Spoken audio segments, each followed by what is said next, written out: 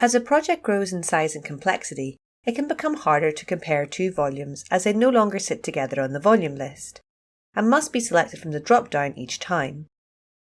Selection groups is an easy-to-use feature that will create a sub-list of volumes in the order you require for quick comparison, using only the scroll wheel on your mouse or the page up and page down hotkeys. In this example, I have a 2D survey co-located with two 3D surveys, and I want to directly compare the 2D volume with the 3D volumes. The 2D line marked on the map with an orange highlight is the volume displayed in the section view.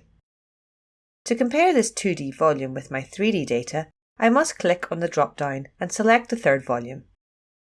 There are two 3D surveys, and so I must select each volume in turn to see both. Notice how far apart the volumes are on the drop-down list, making hotkey volume selection difficult. Creating a display group of the 3D volumes helps here, and allows me to display both 3D volumes together for comparison with the 2D volume.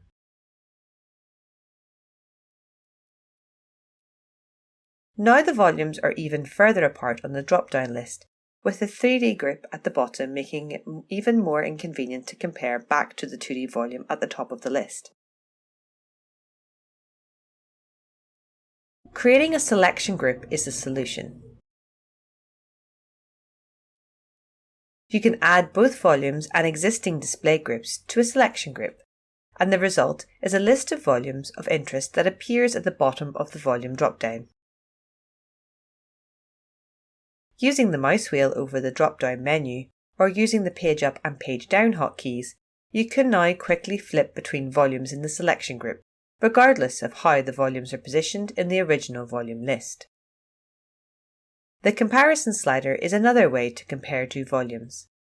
Turn on the slider in the display settings and drag left and right to display the adjacent active volumes in the volume list.